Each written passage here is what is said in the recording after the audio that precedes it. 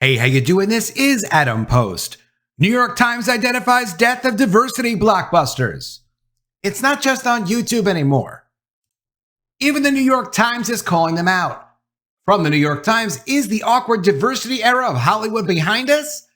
The past decade's clumsiest attempts to cram new faces into old stories now feel like a moment and a genre of their own. All of the Ghostbusters, James Bond, Marvel, all the efforts to just take established franchises and push them onto diversity faces has now failed for Hollywood, and they're not making plans to do it anymore. That's not the way it was a few years ago, though. From Variety, despite dollars in diversity, Hollywood's still averse to making inclusive films. Because Hollywood essentially knew. They know the numbers, they know what works and what doesn't work, and even with their best estimates, even with trying to give people exactly what they wanted, Hollywood wasn't always making money on their movies. It was always a glamorous but really risky business. But then came Black Panther. From the Washington Post, as Black Panther shows, inclusion pays at the box office. Sure, just because Black Panther was successful. Never mind looking at, well, really, why was it successful? Wasn't he part of the Marvel franchise? And wasn't this also part of what was going on with the momentum built up with the Avengers? Nah, don't look at anything like that. Because look, from the Wrap, can inclusion boost box office? Films with diverse leads have more success domestically, according to a new study. Quote, stories with underrepresented leads and co-leads make money, period, according to Dr. Stacy Smith, the report's author. Even CNBC at the time, this is going back to 2019, more diversity, more money. Theater owners want more inclusive films. This was always slanted, it was always hopeful, but it just became a fad, a trend, and something that can continue because it doesn't actually make money. And this was one of the most ridiculous moves they made. From Esquire, Lashana Lynch confirms she is James Bond's new 007. Haters be damned. The No Time to Die star says her role will be very, very revolutionary. Well, she's not the new James Bond. This is from Screen Rant. In February 2024, No Time to Die's new 007 responds to whether she's the new James Bond. Spoiler alert, she is not. Lashana Lynch confirmed she only signed on for one movie and she hasn't heard anything else since. So, no, of course she's not going to be James Bond. Hollywood finally gets it now. They understand if they do movies consistent with what your expectation is, you'll go see that movie. Deadpool and Wolverine from 2024 grossed $1.3 billion.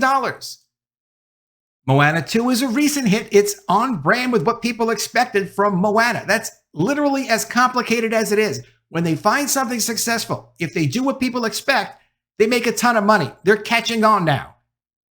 Moana 2 is at $600 million worldwide, and it has plenty of time to make a lot more money. Inside Out 2 is one of the most extreme examples. Inside Out 2 in 2024 doing $1.7 billion worldwide, an incredibly profitable movie from Pixar. They're not playing games with trying to push an agenda anymore. And that's why it may not be what the people want over at the New York Times. It may not be what certain woke people want to see have happen, but it's done. The era and the genre of trying to put ridiculous faces on established brands that don't match the brands is over. From the New York Times, is the awkward diversity era of Hollywood behind us? Hollywood has its eras, often apparent only in retrospect. Think back several years. Do you remember packed theaters giving Black Power salutes at screenings of Black Panther? Do you remember when an all-female version of Ghostbusters was treated as a pioneering development? It was not. It was a big mistake.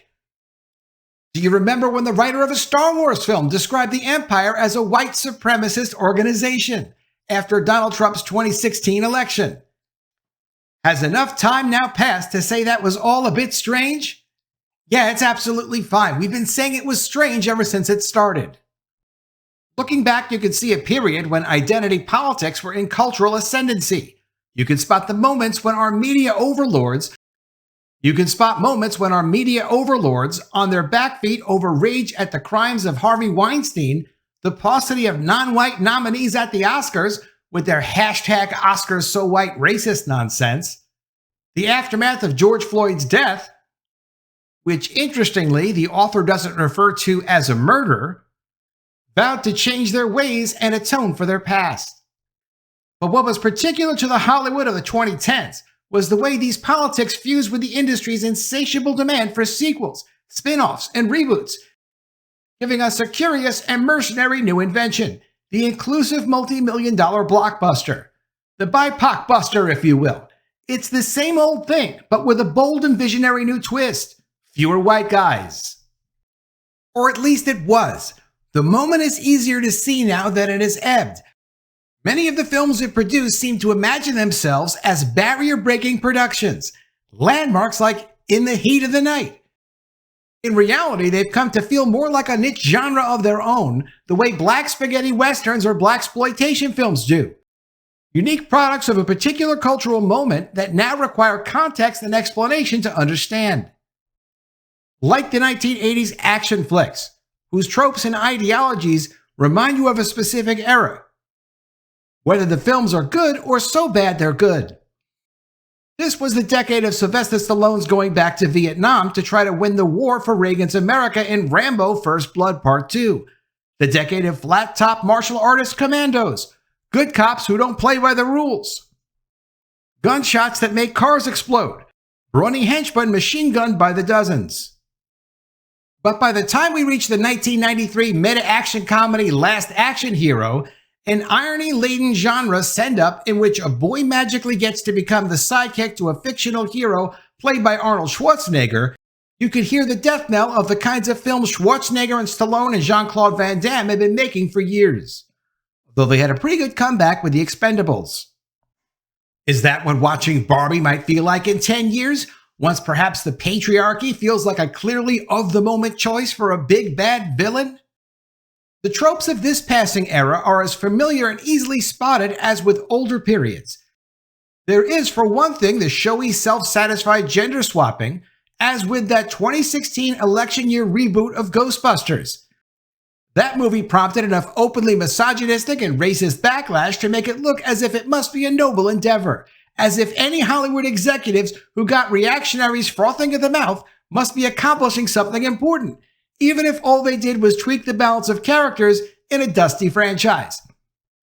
Those racist responses, the responses that were misogynistic, it's not misogynistic to say, what are you doing putting women in as male characters? It doesn't make any sense. It's not what the brand is. It's not what the franchise is. You know, if you go buy a franchise from McDonald's and all of a sudden you start selling pizza at your McDonald's, well, if McDonald's corporate didn't say they want you selling McPizzas, you better not start doing that because you're going to lose your entire investment. You're going to get sued. Why? Because the pizza's not good? It's not, probably the pizza's not going to be any good. Not like you're going to have pizza ovens probably to cook it and do a good job on it, but it's not the quality of the pizza that's the issue. It's the fact that you've got to be on brand when you have a franchise, whether it's Ghostbusters, James Bond, Marvel, Star Wars, whatever it is. If you're going to make it, people that are buying into that franchise, people who have been following that franchise, have a certain specific expectation, which is why if you've got a few $1 million to spare, go ahead, buy a McDonald's franchise, and then don't sell any McDonald's food. Put the logo outside so people know, yeah, this is a McDonald's. So when they go to the drive-thru or they go inside and they try to order things that they want, like a McChicken or some French fries, you can say, no, I'm sorry, we only have vegetables and Indian food here. Why? Well, because we're trying to be culturally correct. Like, okay, but no, you're not culturally correct because you're featuring things that have nothing to do with the brand associated with the culture. There's already a culture established. This was the mismatch that didn't work out. And it's incredible how many years it took them to figure this out, but eventually they did figure it out. Not like studios don't have some bombs coming down the pike. They still have some bombs coming out that have been in production for several years, but they're not going out of their way to make more diversity blockbusters. They can't go back to Black Panther and say, see, it worked for Black Panther, so it's going to work for the Flintstones. Look, no, stop. You can't keep doing that. They know they can't keep doing that. And now Disney is making so much money, particularly with the animated films they're doing, they're not going to do this anymore. They won't be doing a race swap in the next Frozen. And they continue from the New York Times. Then there are the paper-thin diverse characters parachuted into major films, put front and center on every poster, but giving curiously little to do as the plot unfolds.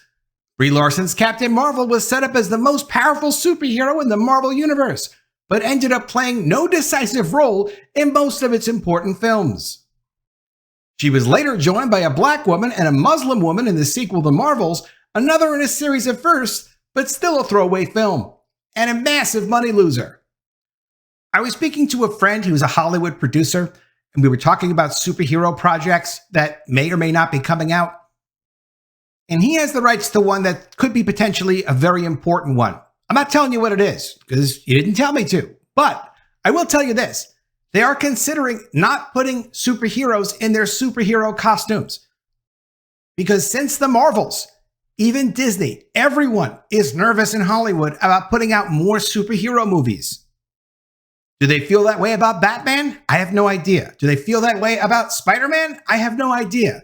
Outside of those massive franchises, if you've got a new superhero project or even a superhero project based on a popular superhero series, they're still nervous about it. And Deadpool and Wolverine, while that was successful, does not mean that Captain America is going to be successful. And it certainly doesn't mean that any other superhero titles are going to be successful. They have to stand on their own now. Since the failure of the Marvels, and the studios are very concerned. Many attempts to diversify old intellectual property only emphasized how awkward and unwelcoming those worlds were to the kinds of people they wanted to include. The characters could do nothing to change the old logic of the stories they were dropped into. Because the logic they tried to introduce was completely nonsensical and illogical.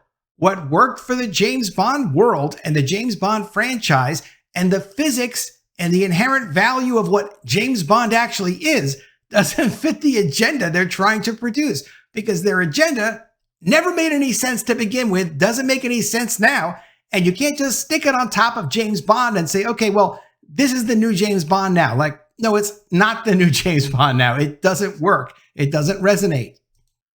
Other films try too hard to correct the past, judging their original male white protagonists far more harshly than anyone in the audience did. In the final James Bond film from Daniel Craig, No Time to Die, Bond has been replaced as Agent 007 by a black woman played by Lashana Lynch. He obsesses over girlfriends, dead and alive, he's unable to seduce. The old Bond films are distinctly of their era but feel timeless. What's surprising is how quickly this one, in its desperation to be modern, has come to feel dated. And it's dated because it's part of an era where things didn't need to make any sense. They just threw things at the audience and said, here, eat this. If there was a consistent logic with their new version of their new characters, if they made sense in any relatable way, they would be timeless. They just had to be coherent, and they were not coherent. This cultural moment, though, did open some doors. Hollywood was right that audiences were hungry for different stories, eager to see more types of people on screen. The industry's failure was in not finding enough creative ways to satisfy that appetite. But just as the ranks of the 80s action shoot-'em-ups contained the odd Terminator or Die Hard, a cheesy era in movies can produce gems. In a previous age, even perhaps during the Obama years, Get Out might have been a cult horror film. And while Hollywood might have continued its overcorrection by giving Everything Everywhere All at Once 7 Oscars, it is nonetheless fun to have a Best Picture winner that has more in common with the adventures of Buckaroo Banzai across the 8th dimension than Lawrence of Arabia. Hollywood is no less dependent than before on its original lore. It's Aliens and Star Wars and Mission Impossible, recycled over and over again to keep us entertained. The industry tried to update these formulas with new faces, but many of its efforts felt dutiful, insincere, too earnest, and self-satisfied.